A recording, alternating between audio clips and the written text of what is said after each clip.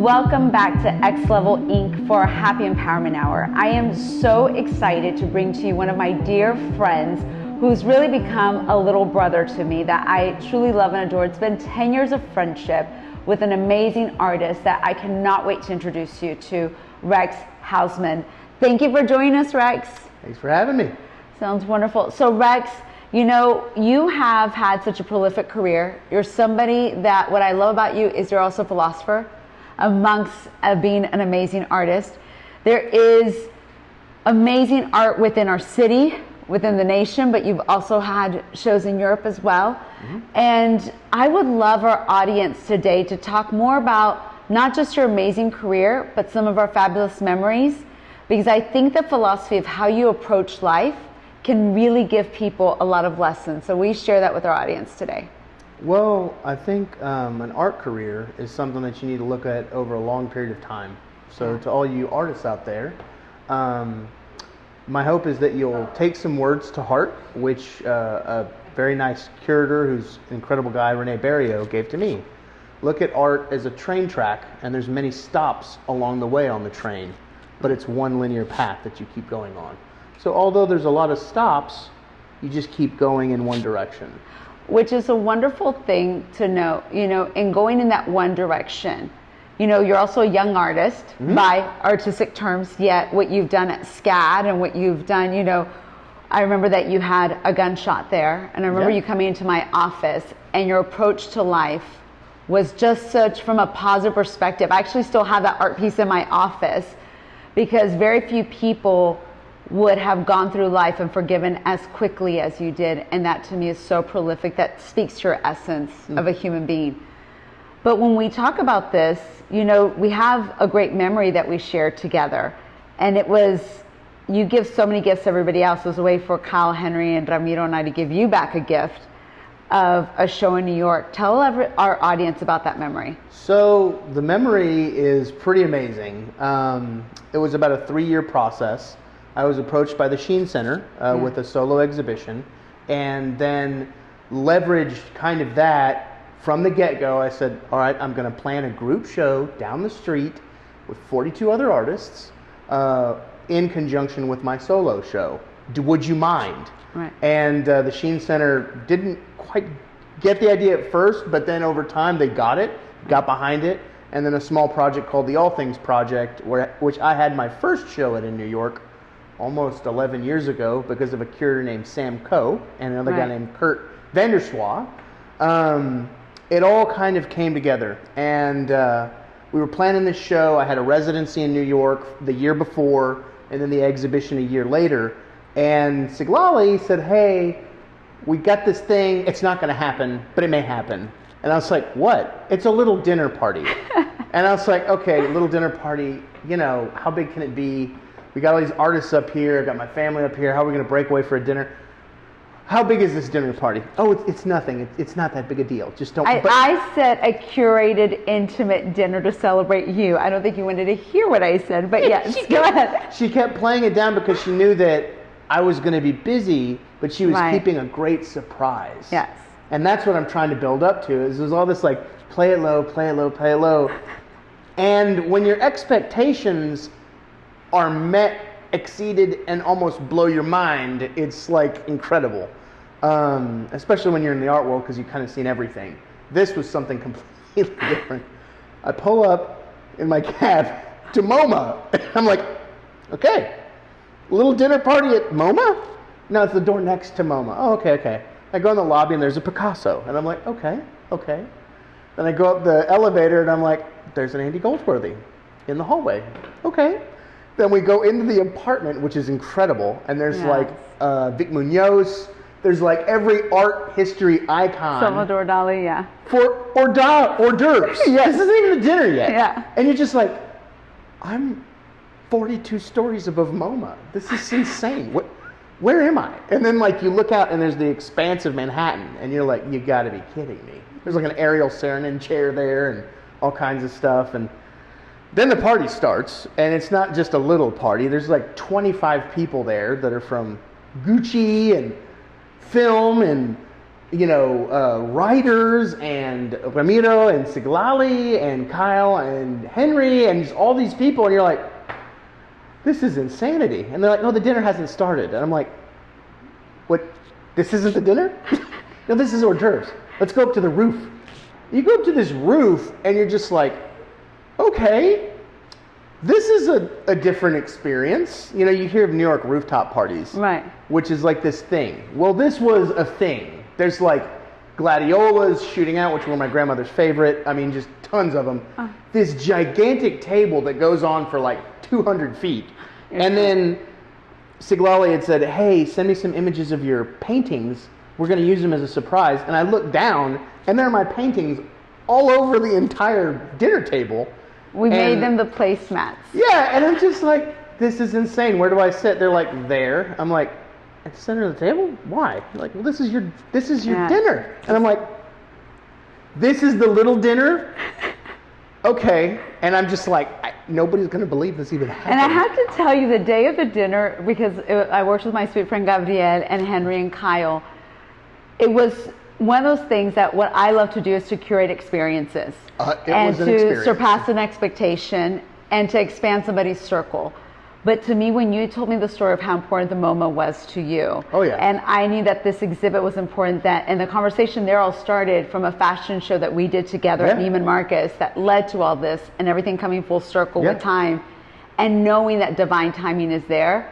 My best surprise was seeing your eyes when you open up and you're like, that's the MoMA Sculpture Garden is right under us.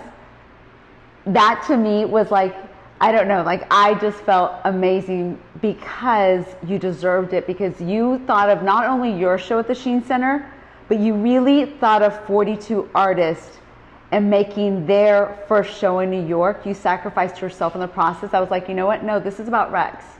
I want to make sure Rex realizes what he has accomplished, because you're such a beautiful giver. That was our turn to give back to you.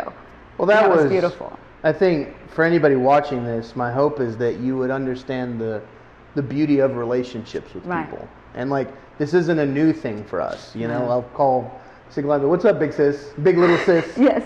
And I like to say I look younger. Yeah. And it's always a conversation. There's always something interesting to talk about. Yeah. I remember before MoMA, there was a little burger place. Siglali had some huge event, and she's like, hey, where are you? I'm like, I'm on residency at the Sheen. Why? Let's go to lunch. I'm like, let's go. Meet me at the Half King, which isn't there anymore, but I would meet my best friend John Cowan for burgers there when we barely had enough money to even pay for the subway to get there. Wow. And so I was like, meet me on this street in Chelsea. It's a place called the Half King, and we had this 2-hour lunch about very sincere subject matter. Right. It's about careers, it's about life, it's about art, it's about intentions. But more than anything, it's really about like a conversation that's going back and forth. No, definitely. And on that, one thing that I would love to note, because we're talking about relationships, but since this is the Happy Empowerment Hour, I know time is so important to you, and it's a conversation we've philosophized, and we've had many great conversations about. But what advice would you give someone? Because I think that regardless if you're an artist, if you're creative, if you're just a person that's going through right now this time that we've been going through in COVID and everything, I think right now that's so important for people to know. What would your message be? Well, on the outside of our buildings, at my family buildings, is grow where you're planted. And during this time, I mean, we're almost going on 6 months now, you know, I've been gardening obsessively. And I always love the metaphor of plants and gardens, because not only do they give to like the greater good, meaning like it generates air and oxygen, it's visually beautiful. And God's creation is just the most neat thing with an ecosystem. So to really grow a garden, it takes time, both on a micro and a macro. Macro meaning you got to have a vision, right? Right. Then you got to have the micro, which is you got to water the thing every day. You got to give it food. You got to nurture it. And what's funny in that process of daily commitment to something, it gives you way more than you give it. Right. And if you tend to the garden, if you tend to your studio, if you tend to your relationships, and they're deep and meaningful, then really beautiful things happen. Right. And I think that's where if you were to talk about painting like the ones you see, like this is my brother and this is me struggling over life, saying like, is this it? And we actually were at a party together on New Year's Eve, and it was like, on New Year's, it's who you spend time with, and you see the sunrise every day. These are wine glasses. Our wine glasses we had that night. From the party, and Siglali had said, hey, I want to challenge you something before the new year starts. I'm like, what? Make an art piece. I'm like, okay, well, it's not going to make sense until later. And so this is paper, which is temporal, but there's 3 pieces. Right. It's a big white space, which is kind of calming. So whatever I'm going to say, it needs to say it. But then there's this struggle between myself and my brother, which we're both very, very close. And Siglali is actually the Jade Jaguar up there. Have you seen the frame? Oh yeah, right up there. There I am. Yes. See, I am officially part of the family. She's a part of the frame. And I did wear this in your honor because I know that was how you. And so, even within these art pieces, I'm talking about just life itself. What's important, you know? Even in the ball cap, Siglali had said, "What's important to you?" It's like, this is a Yankees hat, yes, but this is my first apartment in New York on 72nd and Riverside. And so, when you're carrying things around with you, when you're going at your daily everything, have little reminders that keep you rooted to why you're doing what you're doing. Right. So, if I could have a message for the Empowerment Hour with Siglali, it would be take what you have around you and make something wonderful. That can be cooking a dish for your family. Mm-hmm. Right now we're all stuck in our apartments or our homes. Like, I have a birthday party coming up and I can't invite friends over because you just got to be around family. Yeah. Which, look at the beauty in that. Right. Do you know what I mean? Like, looking where I'm spending way too much time with my nephews. Wait, I should be spending too much time with my nephews. Right. You know, I'm spending way too much time with the family. Wait, maybe I should spend too much time. Right.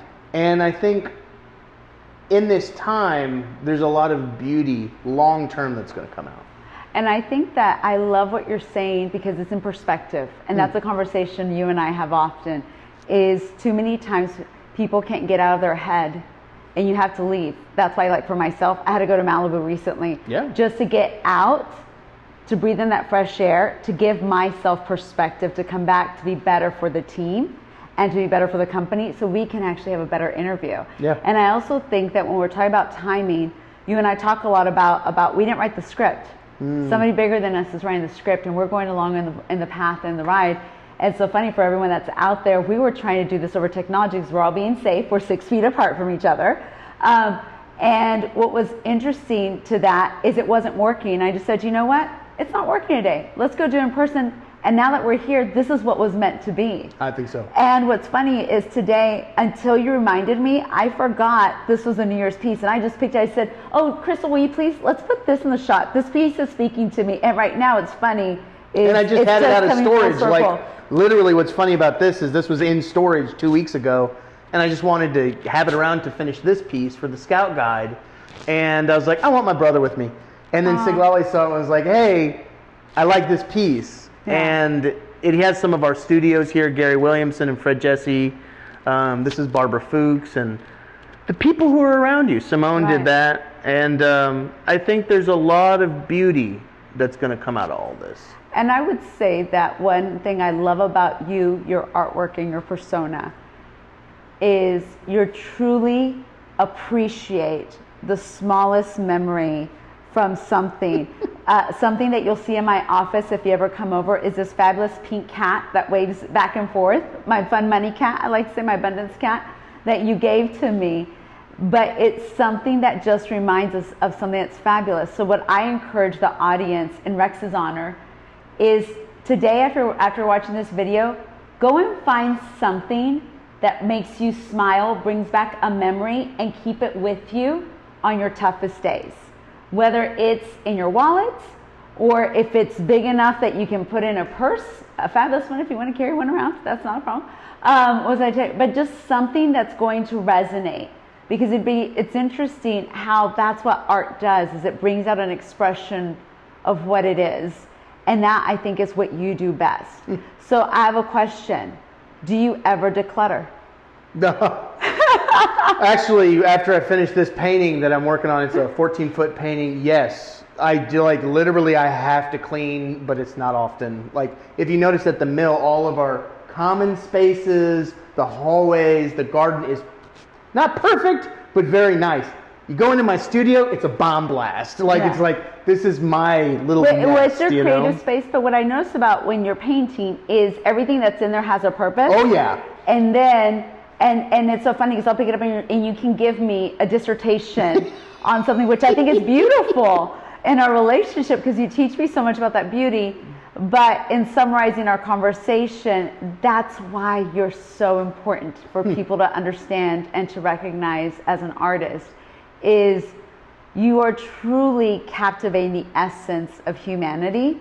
And I cannot wait to see where you are in 20 years because I really know that what I'm seeing before me is a philosopher and someone. If you haven't noticed his artwork, please take notice, because I will tell you this, he's not only a dear friend, and I might be biased, a little brother, but I will tell you, it's your essence and your soul beyond what you do here that really I love that your paintings captivate. Oh, well, thanks. So, well, I think to close the loop of the reason after something really awful happened, which is getting shot, which sucks. I would not recommend it to anybody. If you have to go through it, fine, whatever. You know, like, God just had a different plan. And going to the office, we went to Neiman Marcus, and in particular to see if you were there, because it just made me happy. Aww. You know, I was in a wheelchair with my mom, and we were walking around La Cantera, and we're like, let's go to Neiman Marcus. Why? Let's see if Sigla's there, see what's up. And she's like, hey, what's up? And I'm like, well, I, kind of got shot. And she's like, what? No, it was, why are you in a wheelchair? Like, what? And I think that if you surround yourself with good people, if you surround yourself with your family and your loved ones and the people that are close to you, you can tackle almost anything. Right. And you know that core is there. You know that those people are there. That's why this frame literally surrounds the old truck, which is my granddad. And there's a picture that I look up every day at my granddad right there as I walk in, and Richard, Tights, and Joyce. I'm going to put a new flower in there every day to say, if you guys could do it, so can I. Right. And so that's why surrounding the memory of the truck, that was his old green truck. That's actually Denise and Mark Homer's piece. They have an old green truck, and they commissioned this work. And my dad and I worked on it together in the frame, which we were actually supposed to do a day in my dad's workshop. It just never worked out. Yeah. Because of COVID and all the stuff we have to do at the buildings. I don't think we had any idea what was going to happen. Right. But in a way, we did it. We still did it. We're still here full circle on its own. Because we didn't even plan it. See, that's how you need to look at something, even in that. We all wanted to get together and do something, and it didn't happen. But really, with COVID, who can plan anything? Right. So now we're doing it, you know? Now we're doing it. And my dad's here, my mom's here, my brother's here, you're here, you guys are here. Yes. Even my brother had to come. Even Jake had to come? I love it. See, that's what's coming out of COVID. Right. Is that. And just to know that moment. Jacob, hey man, can you get me a camera? Yeah, sure. Fine. Right. Why? Okay. Well, yeah. And then Jacob's here. And it's just that's the beauty in all of this. Yeah. Well, without further ado, everyone, I hope that you've learned a lot from my fabulous friend Rex. What I learned today was everything comes full circle. So pay attention to your circle.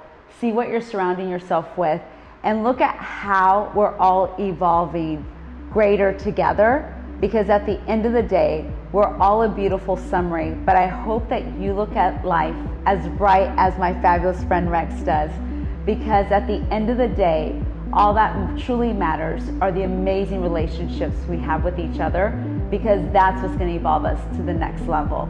So without further ado, thank you so much, Rex, for being with us. Thank you, audience, for being with us. And don't forget to subscribe, because at the end of the day, you never know what fabulous friends you're going to meet, because it could be somebody fabulous just like Rex. Thank you, everyone. Bye.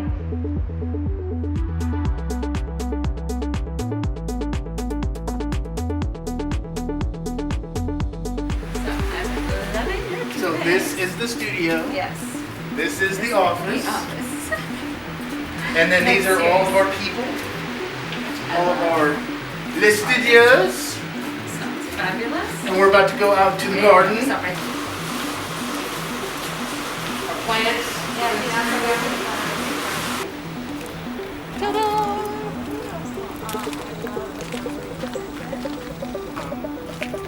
It is from 2003, and it's all just about reaching for your potential. Isn't this your first picture? Wow. Do you remember when you tried to jack my dad's? Yes. So this is how I get to jack now. Man, if I can get a hold of that one, I will. Like, I'm gonna put it in here. Excuse me, no, I get first dibs. You're like, it's going in my backyard, man. Yes. And then my mom, see the little butterflies? Oh, they're beautiful, yeah. Little bees and butterflies. Aw. And then these are new. These are 2 years old.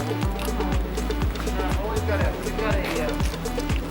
this is a solar-powered fountain. If you want to feed the fountain, Okay. and you'll see it wake up. See? Oh, yeah. Just keep going. Cool. Pour the whole thing in there. Oh, I love it. Isn't that great? That is fabulous. And so 3 or 4 times a day, I got to come out and fill this thing up.